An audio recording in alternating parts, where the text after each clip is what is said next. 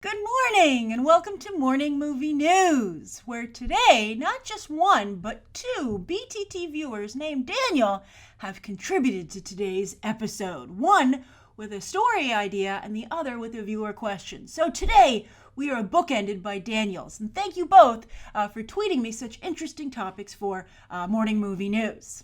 So we'll start off with that story suggestion, and this is actually a rumor that has begun to circulate that Daniel 1, brought to my attention. And that is that Isaac Perlmutter continues to try and make Kevin Feige's life hell. And he's quite talented at it. I have to say the inventiveness of Isaac Perlmutter is impressive, continues to impress me. Just when I think he can't do any better to fight back against Feige, he does. Now, to be clear, I personally do not like Isaac Perlmutter. I have had my own personal problems with Isaac Perlmutter, but I can't help but, tip my hat to him with how he's handling himself in this situation. And I think he's a formidable opponent.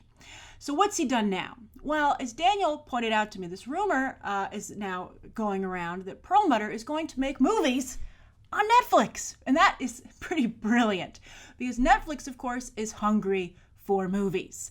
They already had Beasts of No Nation, which they've gone around telling everybody that 3 million people watched. That's a good number. That's very good. But no one's talking about it anymore. And I think that Netflix has had that problem with their binge viewing, right? That's been something that people have discussed. Even the creator of Orange is the New Black has said, she has mixed feelings on binge viewing because there's no ongoing conversation that's kept going by having episodes come out weekly, right? It's a difficult thing with media coverage, right? So Beasts of No Nation, it made a big splash when it came out, but right now, no one's talking about it. But you can talk about a movie like Room, which is slowly expanding. I don't know if it's going to fully expand because it's not doing that well at the box office. We'll talk about that on Movie Math a little bit later today. Well, we'll touch on it. But still, the Room conversation is kept going by solid numbers, reviews. It's because the traditional releases still, I think, are best. Media is made to coincide with traditional releases. And so those are what benefits from media coverage, right? And so I think Netflix is still having a problem. Then, of course, they have the Adam Sandler movie coming up, which the trailer recently debuted. I think it looks like at least worth a click. And that comes out December 11th. They have the Pee-wee movie. And so they're really trying to get into the movie business. And, of course, there's that Brad Pitt movie that they won and paid a lot of money for. They didn't just win it. It wasn't like Goodwill. They paid a ridiculous amount of money that no one else would pay for this movie. But anyway, if they can get a Marvel Netflix movie, that would be a huge coup. I think it would really help them, Netflix in the movie department. Also, as this rumor points out, the budget that would normally go perhaps to it, I don't think the full budget, because a movie would have to have some benefit, and that would be a smaller budget, but they would be able to make it maybe perhaps an even more impressive Netflix movie because they'd have more money because they don't have to spread it out over X number of episodes, right? I mean, going from 13 to basically 2 or 2.5 is a better number, even if your budget is a little bit smaller. And also, of course, Isaac Perlmutter will then be able to directly compete with Kevin Feige in terms of the quality of Marvel movies, right? So that is like an amazing development if it's true. And again, you have to hand it to Perlmutter. That is a genius way to stick it to Feige, but also at the same time, get Netflix on your side really squarely, because this would be such a big win for Netflix as well. And then the rumor continues saying that the first movie would potentially be about Iron Fist, right? And I think that's interesting because there was rumor that would be canceled because Kevin Feige had notes and was planning to kill that show with notes. And of course, the Iron Fist show is a ways off, so this can just never come to fruition, right? And then no one has to be specifically blamed. But they could maybe do a movie, and I think that some of you have wondered, well, why would Kevin Feige want to kill off Iron Fist? And I believe it's because of the mystical elements to the character that overlap with Doctor Strange, which of course is in Marvel movie territory, and they've made the decision that these are all linked, right? So they have to coincide. So it looks like maybe Iron Fist won't get canceled, but maybe he'll even become a weapon. He'll use his Iron Fist against Feige by being the first movie from Marvel Netflix, and if they have a little bit more money, maybe they can do the mystical elements a little bit better. Then the rumor gets even crazier and says that if Iron Fist won't become a series, perhaps the Punisher will become a series, and he'll become a member of the Defenders as well, fully, in his own right, including not only a spot on the team, but his own series on Netflix. I think a lot of people would be thrilled with a Punisher TV series on Netflix, especially one that stars Jon Bernthal. How they're going to differentiate him from this version of Daredevil, I think will be tricky. I guess he's like, he doesn't have any pesky legal cases to get in the way. It's just beating down on bad guys like 24/7 for the entire 13 episodes. Like, who would be the Punisher's villain, right? I mean, he's kind of a villain himself to a lot of the Marvel heroes. But I think it's an interesting rumor. I think it's a great rumor. And I think if it's true, I think that at the end of the day, as many of you have said, we're all winners here because great content is being produced. And I think anything that allows Marvel Netflix to flourish, the better. I think we've all been very happy with what we've seen from that division so far.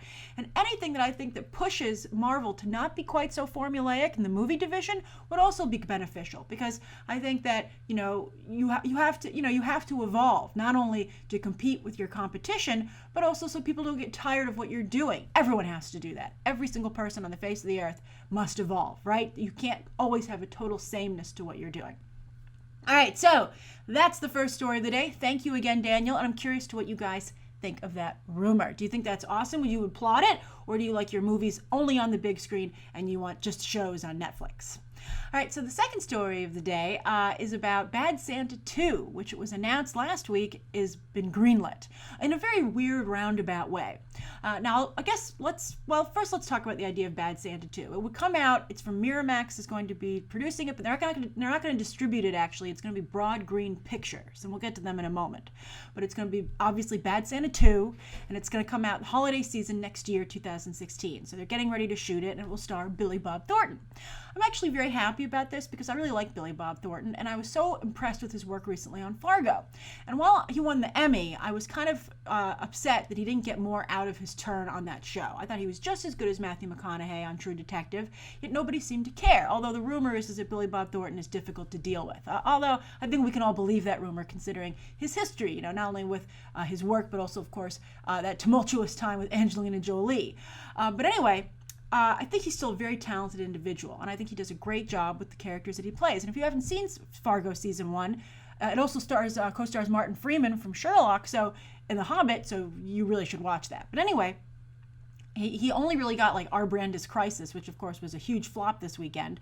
So I was like, why didn't Billy Bob Thornton's, television bump ever materialize, right? But now it looks like it has, at least with Bad Santa 2. And I think it's funny. He looks so different now. Billy Bob Thornton is just so incredibly thin. Like, I think his Santa would be one you'd be like, I have no question as to how he gets down the chimney. You don't have to explain it to me. He's obviously thin enough to just slip down there like a shadow. He's like a suggestion of Bad Santa. So I think that would be really funny. And I'd be curious to see how they're going to change the character to fit how Billy Bob Thornton has changed over the years. But anyway, I think this is going to be a lot of fun. But anyway, so Broad Green Pictures.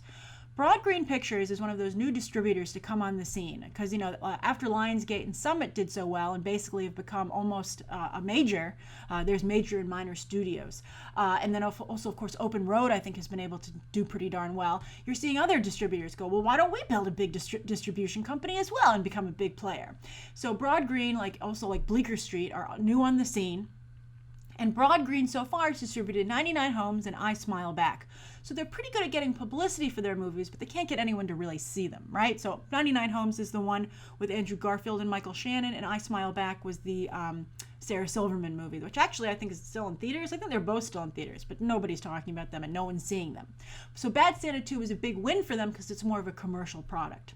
Now, Bad Santa, the first one, I looked it up, it made $76 million worldwide, $60 million domestic, so most of it was domestic, but the budget was only $23, so it kind of basically about broke even. But this is a classic example of a movie that clearly has found an audience in the ancillary market. Now, for those of you who aren't familiar with that term, there's the theatrical release, the initial theatrical release, and then there's the ancillary market. And the ancillary market is where it plays, anywhere it plays but the theater. So that's streaming, that's DVD and Blu-ray sales, that's when it plays on television, when it plays on an airplane, when it plays in a hotel room. That's the ancillary market.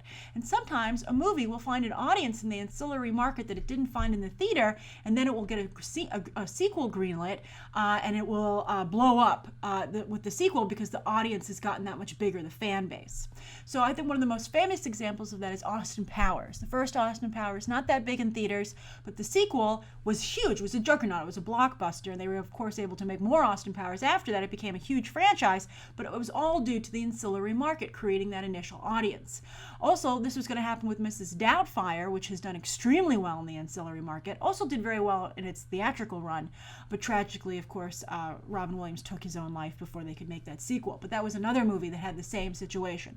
So it looks like Bad Santa can also fall into that category. So don't be surprised if there's a pretty big turnout for Bad Santa 2 because the legend has grown. But I'm curious, do you want to see Bad Santa 2? I'd be open to it. I like the first one. And again, I'm a huge Billy Bob Thornton fan, so I would really want to support him. All right, so that's the second story of the day. Now, the third story of the day is very interesting. James Franco, I always question, where's the line between, just right as being an artist or going too far to the point where people are like, you produce too much, James Franco, too much artwork, and it's not consistently even good, so I can't watch it. Like, for instance, you might have seen the trailer that debuted at the end of last week for his The Sound and the Fury movie, which just looks absolutely awful. A lot of people in the comments to that trailer wrote, never go full retard, which is basically what James Franco has done, and it looks almost like a fake movie for Tropic Thunder, of which the trailer plays, right? But James Franco actually made that movie. And it doesn't seem to have any artistic credibility to it or any reason that you're like, oh, I'm glad you made this. Instead, you're just like, James Franco, you can't just make art for the sake of making art. It has to have some artistic value. But maybe you could disagree with that, actually, because there's another movie called The Room, which is considered the worst movie of all time. It was made a couple of years ago. I've heard of it. I'm sure you have. You hear about it on the fringe from people saying, I'm going to see this midnight screening of The Room. The director, producer, and star, Tommy Wiseau, is going to be there, and he's going to talk about this movie, and everyone's going to see how horrible it is, right? So this has gained quite a following. So James Franco wants to make a movie of a book about the making of The Room called The Disaster Artist, and it was written by an actor, I believe Tommy Wiseau's brother, I'm not sure, but an actor in the movie. The reason I say brother is Dave Franco is going to play that role, and that's James Franco's brother, of course. So it was written, by one of the actors in the movie, and it chronicles this horrible movie that was made, and I'm sure that Tommy Wiseau didn't think it was that horrible, but it's found an audience, to be fair. But I think James Franco, this seems very smart to make because this seems to me like this is going to be James Franco's Ed Wood, right? And Ed Wood, of course, was a really pivotal movie for Johnny Depp's career. It wasn't a huge hit, didn't get a lot of awards, but I think it really helped to establish Johnny Depp as an artist, right? And I still think it's one of those cult favorites of his fans today. And I think when people look at the stuff he's making today, which is so commercial, they still circle back to Ed Wood and they go, there's an artist in there somewhere. So with James Franco, I think this is a great idea for a film. I think it's very interesting. I would just caution him to not have the crappy cinematography and directing that he has for The Sound and the Fury, right? I mean, he directed that movie too, by the way. But, you have to make cinematic choices. I discussed that in my review for Our Brand is Crisis, and some people in the comments didn't understand what I was saying. You don't have to have big explosions and big visual effects in a movie, I'll reiterate this, but you have to have big cinematography, big writing, big acting, and big ideas. And what I mean by that is things that are cinematic in nature, things that are artistic, that turn it up to an 11. You have to make an effort. If you don't make an effort, that has usually been the domain of television, but even today in television they're making more of an effort, which is why movies really have to even step up their game even more, turn it up to a 12. They have to go right a 12 in on the dial, because no one's ever turned it up to a 12 before. But TV is on their heels to such a degree they have to find a new level to go up to. But James Franco, I feel you have to make really strong cinematic choices, and he has to make sure that The Room is a well-made movie to balance out the crappy movie that he is portraying, right? All right, so that's the third story of the day. I'm very curious as to whether or not you've seen The Room. Do you think you'd be interested in a movie about the making of The Room? And what do you think of James Franco's career choices so far? And also how he's evolved as an artist. Do you believe that James Franco is an artist? I still like James Franco quite a bit, though. But I think whether or not he's an artist, I don't know. Sometimes when I see stuff like The Sound and the Fury, I really question his persona as an artist. Not his intentions, but his success, I guess you could say. So on to the viewer question from our other Daniel. And Daniel tweeted this to me. I think Daniel's asked this before, but I guess it's coming up actually. So this is a question for class, so he wants to make sure it gets answered. So Daniel, thank you for bringing it to my attention so I didn't miss it. So Daniel says, for our final year in school, me and my friend are making a film trailer for media studies coursework. The plot is a thriller, and it has a similar mystery killer plot as Scream and Scream Queens. What do you think is most important in a trailer? Thanks, love the show. And then it uses the cute emojis, like the little ghost one and the little blushing smiley face. By the way, I don't know if you know this, but the new Apple iPhone update is going to have 184 new emojis. So I'm very excited about it, actually. All right, so anyway, Daniel, great question. And of course, I review trailers, so thank you for coming to me. I'm glad, I'm honored that you feel I can offer some advice in this area. I'm going to try the best to give you some good notes on how to make a good trailer. So you have to remember that at the end of the day, you're selling. A trailer sells a movie, right? You need to get butts in the seats. And butts, not only to make people show up, but they have to pay to show up, right? So that's a big request on your audience. So you really have to make it seem like it's going to be worth their time. So that means not only giving them a good idea of what the hook of the story is. You've heard the term before, elevator pitch, right? Like that, and that comes from you're stuck in an elevator and you only have like the time from the floor to floor to make your pitch to this person who can greenlight your movie. What do you do? What do you say? So it's supposed to be very concise. So basically, you need to make that pitch now to the audience. So you want it to be really clear. It should be like a simple sentence. So you should be able to, like in 1 or 2 sentences, describe you and your friend what your movie is about, and then you need to convey that in the trailer. All right? And sometimes that's done with the voiceover guy, right? They're like, in a world. That's basically kind of like the elevator pitch to some degree. So you have to tell your audience what the movie is about. Then you have to prove to them that you've made an effort. We were just talking about making an effort, right? So you need to show you have good acting. You have maybe some comedy. You've got some great shots, right? That's why we've discussed many times. You have to have the money shot, which is your amazing visual effects, or just cool, like maybe a tracking shot or something, or maybe just a really good funny thing that someone does in the movie. You have to have that ready for the trailer. The most famous example of that is the explosion of the White House in ID4. And the most famous non-example of that is that they didn't have any of those shots ready for the first John Carter trailer, and that movie failed to ever capture audience attention because they didn't have that shot to sell audiences on it, and you never get a second chance to make a first impression. So you have to have something really impressive that makes people go, oh wow, I need to see that. I think good music is really important for a trailer, and good editing to that music. I think a good recent example of that is the Furious 7 trailer, one of the best trailers I've ever seen. I remember showing it to my dad, and they had The Rock fighting Jason Statham, and my dad was like, it's like Godzilla fighting King Kong. I mean, it was just, again, showing you what we have in store for you. Also, don't give too much away. Don't make people feel they've seen your whole movie. So you just want to tease those awesome things that you have, and then be like, you want more? Pay to see my movie. All right? And also, you want to end on an upbeat ending on your trailer, something really exciting and cool. Think about a song, how songs always leave off the last. There's like a trick to songwriting where you have like a chorus, a repeated set of notes, and at the very end you don't finish it, I believe. And if someone who's a major in songwriting or knows this songwriting professionally can back me up here, and you leave off a few notes at the very end, and that causes the song to stick in your listener's head because they keep having it go around and around. They're like, oh, I'm going to complete it, and so it doesn't go away. So you want to do that in your trailer. You want to just have the audience, when the trailer is over, being like, yeah, and okay, I have to see it. And also make sure it's scary because clearly you're making a scary movie. All right, so I hope that's helpful. Good luck with your trailer, and please tweet it to me when you finished it. I would like to see how it turns out. So good luck. Thank you. Thank you to both Daniels again. Thank you everybody for tuning in. Please write down below what you think of today's top 3 stories and that viewer question. Any suggestions, by the way, that you have for Daniel's trailer, Daniel number 2's trailer. I'm sure he would appreciate the advice. And of course, let me know what questions that you might have. Thanks for watching. Bye.